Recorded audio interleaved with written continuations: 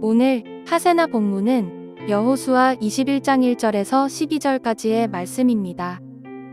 그때 레위 지파의 족장들이 제사장 엘르아살과 눈의 아들 여호수아와 이스라엘 자손의 다른 지파 족장들에게 나아왔다. 그곳 가나안 땅 실로에서 레위 지파의 족장들이 그들에게 말하였다. 주님께서 모세를 시켜서 우리가 거주할 성읍과 우리의 가축을 먹일 목장을 우리에게 주라고 명하셨습니다. 그래서 이스라엘 자손은 주님의 명을 따라 그들의 유산 가운데서 다음의 성읍들과 목장을 레위 사람에게 주었다. 고핫 가문의 몫을 결정할 제비를 뽑았는데 레위 사람 가운데 아론 제사장의 자손에게는 유다 지파와 시므온 지파와 베냐민 지파의 몫에서 13성읍이 돌아갔다. 고핫의 남은 자손에게는 에브라임 지파 가문과 단 지파와 므낫세의 반쪽 지파의 몫에서 10성읍이 돌아갔다. 게르손 자손에게는 이사갈 지파 가문과 아셀 지파와 납달리 지파와 바산에 있는 므낫세의 반쪽 지파의 몫에서 13성읍이 돌아갔다. 므라리 자손에게는 그 가문을 따라 르우벤 지파와 갓 지파와 스불론 지파의 몫에서 12성읍이 돌아갔다. 이스라엘 자손이 제비를 뽑아서 주님께서 모세에게 명하신 대로 레위 사람들에게 이러한 성읍들과 목장을 주었다. 유다 자손의 지파와 시므온 자손의 지파의 몫에서 다음과 같은 성읍이 아론의 자손에게 돌아갔다. 레위 자손 가운데서도 고핫 가문에 속한 아론 자손이 첫 번째로 제비를 뽑았는데 아낙의 아버지인 아르바가 가지고 있던 기랴사르바 곧 유다 산간 지방에 있는 헤브론과 그 주변 목장을 얻게 되었다. 그러나 성읍에 딸린 밭과 그 주변 마을은 여분네의 아들인 갈렙에게로 돌아가서 그의 차지가 되었다.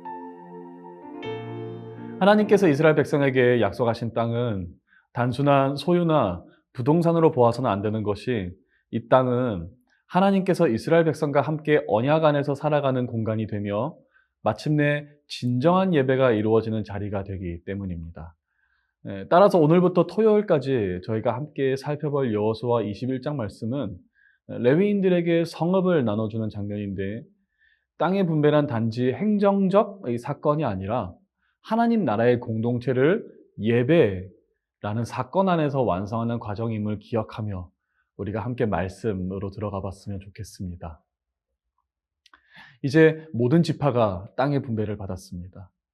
그러자 레위 사람의 족장들이 제사장 엘르아살, 눈의 아들 여호수아, 그리고 이스라엘의 자손 다른 지파 족장들에게 나와 주님께서 모세에게 명령하셨듯이 자신들에게도 이제 가축을 먹일 목장을 달라라고 당당히 요청합니다. 사실 레위인들은 땅을 유산으로 받지 않도록 하나님께서 말씀하셨습니다. 이는 민수기에서 잘 나타나는데 함께 민수기 말씀을 보실까요? 민수기 18장 20절 말씀. 여호와께서 또 아론에게 이르시되 너는 이스라엘 자손의 땅에 기업도 없겠고 그들 중에 아무 분깃도 없을 것이나 내가 이스라엘 자손 중에 내 분깃이요 내 기업이니라. 하나님은 레위 지파였던 아론에게 말씀하시기를 너는 이스라엘 자손의 땅에서 기업도 분깃도 없을 것이지만 대신 하나님께서 직접 그들의 기업이 대신 되어주시겠다라고 약속을 하셨던 것입니다. 따라서 이 레위 지파는 그들의 생존과 상급을 땅에서 찾아야 할 사람들이 아닌 하나님께 드리는 예배 사역에 있는 것임을 하나님께서는 처음부터 말씀하시고자 했던 것입니다. 그래서 레위 지파의 제사장들은 당시 성막이 있어 예배의 중심지가 되었던 실로에 모여 엘르아살과 여호수아와 이스라엘 족장들에게 주님께서 모세에게 이미 명령하셨다, 이미 시키셨다라는 하나님의 권위를 앞장세워 그들이 마땅히 거주할 수 있는 성읍을 아주 당당히 요구했던 것이며, 이스라엘은 하나님의 말씀에 순종하여 레위인들에게 마땅히 돌아가야 할 성읍을 공평하게 분배합니다. 이 장면이 참 의미가 있는 것이, 우리는 이스라엘이라는 민족이 얼마나 예배를 중심으로 두고 있는 공동체인지를 알 수 있게 되는 장면이기 때문입니다.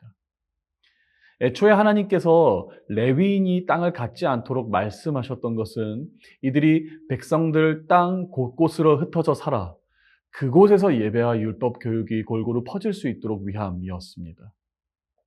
예배를 인도하는 사람들이 공동체 안에 고르게 배치된다라는 것은 곧 예배와 율법 교육이 삶의 중심에 놓이게 되는 구조를 만드는 일이 되기 때문입니다.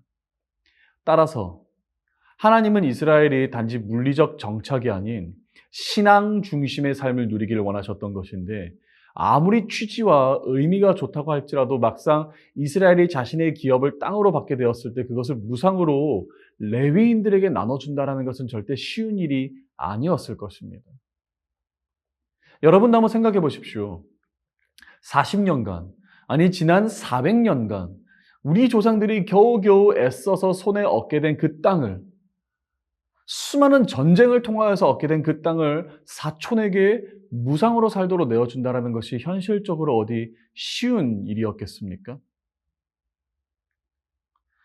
그러나 이스라엘 백성들은 실로에서 레위인들이 그들 앞으로 나와 예배라는 사명을 이스라엘 가운데 이루기 위하여 이제 당신들은 우리가 머물 수 있는 성읍을 달라라고 했을 때 그들은 순순히 순종했다라는 것입니다. 당장 그들의 자선을 불리고 자신의 명의로 된 부동산을 지키기보다 그들의 민족과 공동체가 예배의 중심의 공동체가 되는 것이 훨씬 중요한 것임을 자각하여 담대한 마음으로 그들의 성읍을 레위인들에게 분배했던 것입니다. 오늘 이 말씀을 함께 묵상하게 될 때 자연스럽게 그렇다면 오늘 우리 공동체 안에서 예배는 어떤 자리에 있는가? 라는 질문이 떠오릅니다. 교회는 단순한 모임이 아니라 하나님을 중심으로 두고 그분을 우리의 주인으로 모시는 사람들의 모임입니다. 또한 예배는 건물이나 시간이 아닌 그곳에 함께 모이는 사람들의 구성인데 우리의 공동체는 어떤 중심 가치관으로 이루어지고 있습니까? 그리고 나의 삶은 예배 중심으로 세워지고 있습니까? 사랑하는 높은 뜻 푸른 교회 성도 여러분, 오늘 레위인들은 땅의 분배가 모두 마치고 나서야 겨우 21장까지 와서 결국 그들의 요구를 피력했다는 점은 특별할 수밖에 없는 것이 공동체 전체가 예배 사역을 어떻게 생각해야 하며 이해해야 하는지를 잘 말씀해주고 있기 때문입니다. 약속의 땅 분배의 마지막이 예배 사역자들로 마무리된다는 것. 하나님 나라 공동체의 중심은 예배라는 절대 변할 수 없는 사실을 우리에게 다시 일깨워 주는 것입니다. 따라서 오늘 하루를 살아가실 때 다시 한번 예배가 중심이 되어지기를 주님의 이름으로 축복합니다. 예배를 향한 열정과 중심을 회복하여 우리가 부름받아 서게 되는 그 모든 곳에서 하나님만을 경배하는 공동체로서 다시 세워질 수 있기를 주님의 이름으로 축복합니다. 오늘의 하시조는 에베네셀을 위해 기도하는 것입니다. 에베네셀 회원들이 높은 뜻 푸른 교회의 어른으로서 믿음의 유산을 잘 남기며 교회를 잘 섬길 수 있도록 함께 기도해 주세요. 오늘의 하시조 함께 하시죠.